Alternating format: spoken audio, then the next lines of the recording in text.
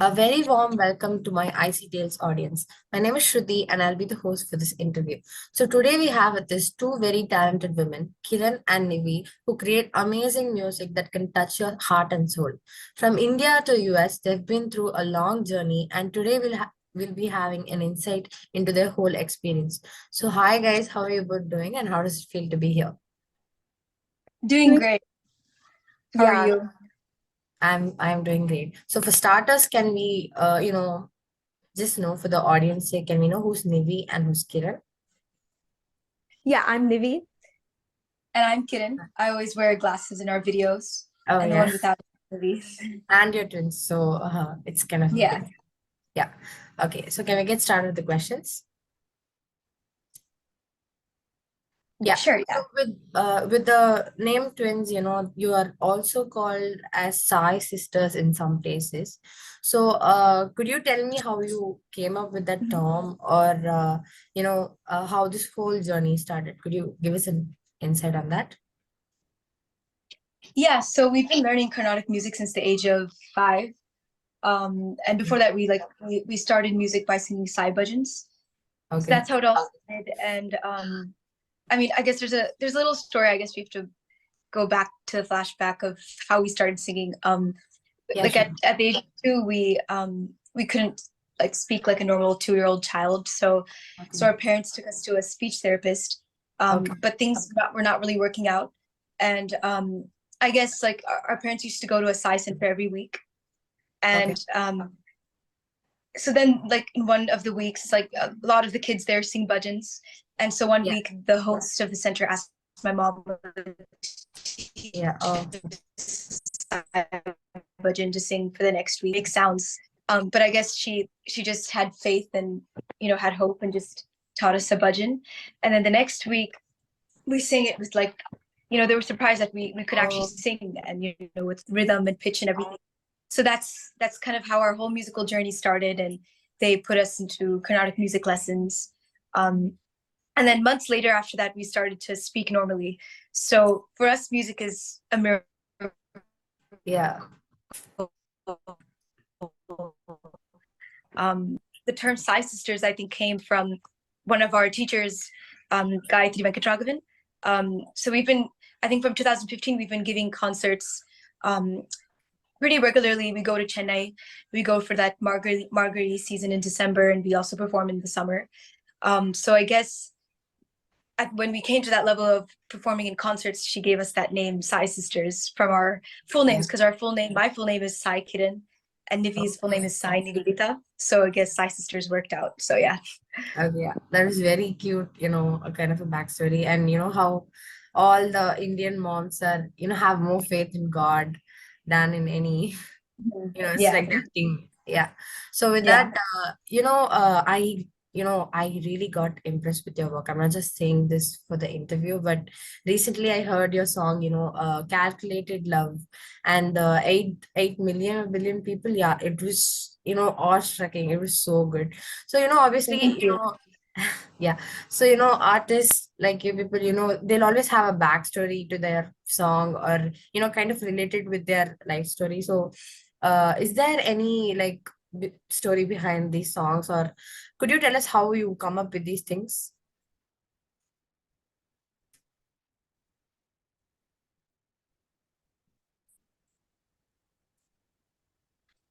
I mean, it's something that we both have, felt. There's so that song talks about there's 8 billion people in the world, but still you feel lonely. Yeah. You still feel the sense that you probably can't really tell what you're feeling to some people. You're still, in a room and you're gonna be by yourself. Yeah. So that's a feeling that we both felt. So we did the melody later on. But yeah, that's how that song kind of started from that feeling, and then that we got inspired to write something on that. Yeah, and Calculated Love was actually just like a fun song we did. We were just thinking, what if we just mix math with love? Like what would a song be if we do that? And we just started thinking about it and writing the lyrics. yeah. Yeah, of course. It's very relatable, the song, the 8 billion people, like how you explained that, there are 8 billion people, but you still feel lonely. Yeah, so that's very relatable. So yeah, so Mhm. I noticed in your Instagram page you got recognized by a lot of famous celebrities, Jason Derulo, Sia, Mhm. and all that. So how was that moment for you? Was it overwhelming? How was the experience? Yeah, Chronicle. Yeah. So yeah, I think Jason Derulo was something that happened, I think in 2020 or 2021. But yeah, it was obviously surprising because we just got a random DM on our Instagram and it Oh, was from him that he oh, found us from TikTok and he like requested, like he asked if we should like do a video together. And that's how that came about. And we were obviously shocked, like, is this the actual Jason Derulo? We were making sure it's not a fan account or anything. But yeah, it was that's how it happened. And I think the next week we went to his house in LA and we did a video together. okay, this is lovely. So, just correct me if I'm wrong. Are you guys currently in a music school? So we graduated college like 2 years ago. We went Okay, to UC Irvine. So okay, now we're currently taking music full time. okay, that's lovely. So, is there you've obviously had a very long journey, from India to changing, adapting the culture and all that stuff. So, what was the hardest part for you in all these years, if there's any? Yeah, I mean we basically grew up here in California all our life. Okay. So I don't Oh, think um we were never in India. Like that India was more of we went as a vacation, but we never lived there actually. So for us, I guess um you know fitting in for in the like pop music and singing all these genres was never a problem because yeah, we live here and we yeah. with people that are loving music and yeah.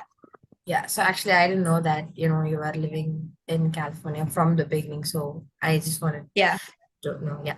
So you also made your song for a Hindi debut film, which is Tere Saath, I think. Am I right? Yeah. Yeah. Yes, So yeah. how was that experience? Was it your first time, working with a movie and all that?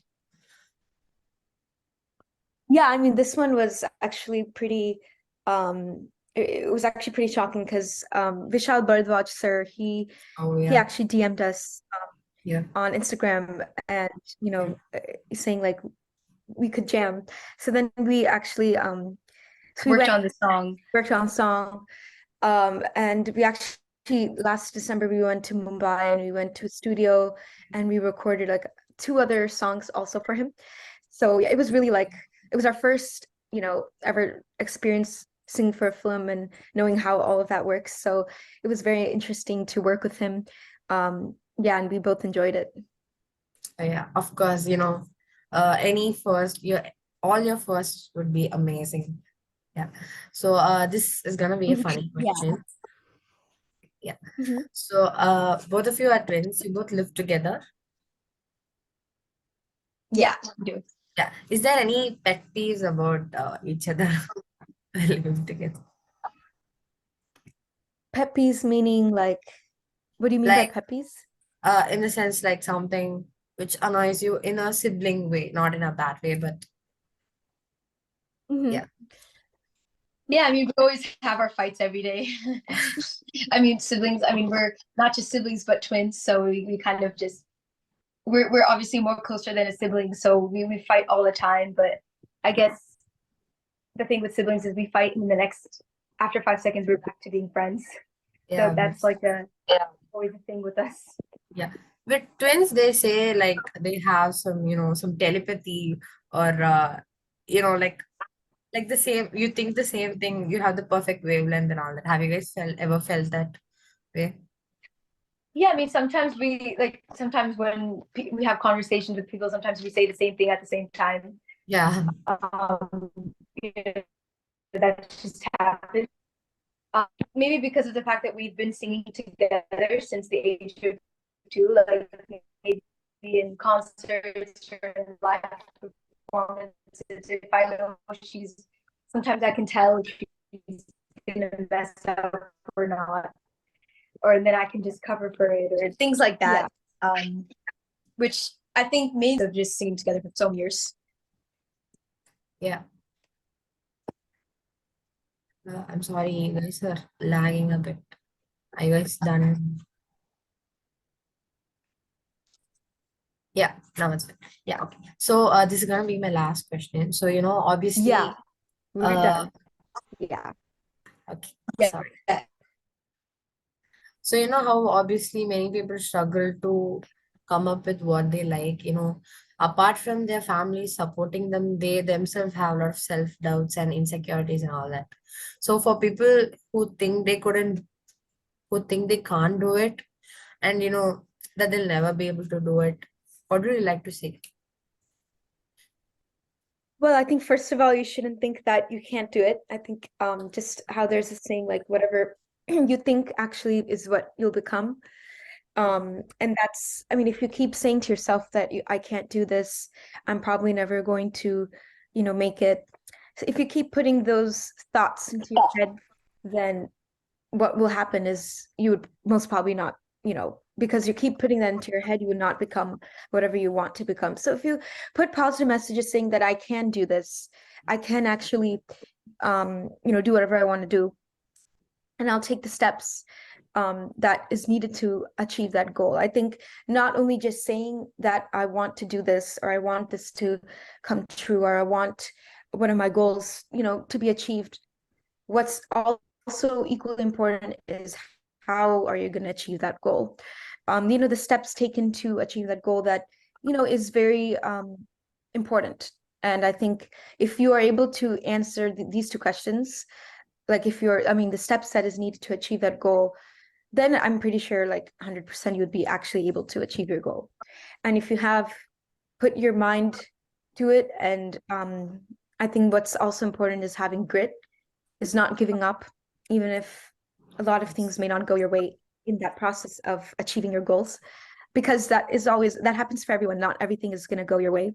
I mean, if you see all of the legends, all of the famous people, nothing, like we've all went through things that we all are going through even now.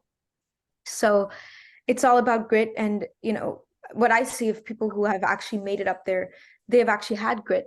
They have been able to sustain themselves and saying to themselves, I can still move on, I could still do whatever it takes, even with all of these obstacles. And I think that's the most important, that you can't achieve success without going through a lot of failures. You have to fail in order to succeed. So that's, I think, very important, and never to think that you can make it into your head. Yeah.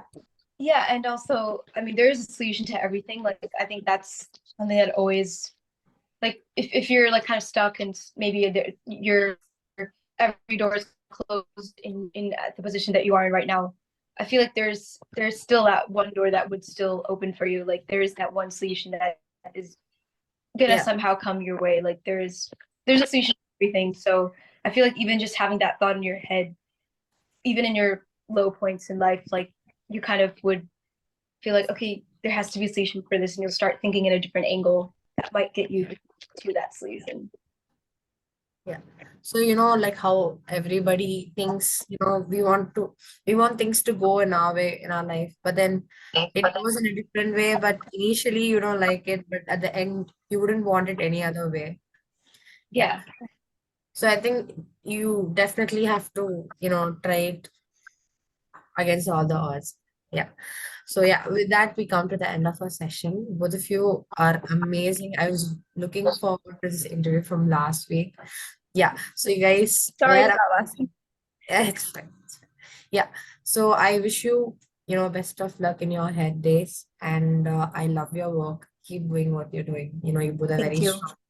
You're very beautiful. You're very talented. I hope you had a great time with me as well. For sure. Yeah. For sure, yes. Yeah. Thank you.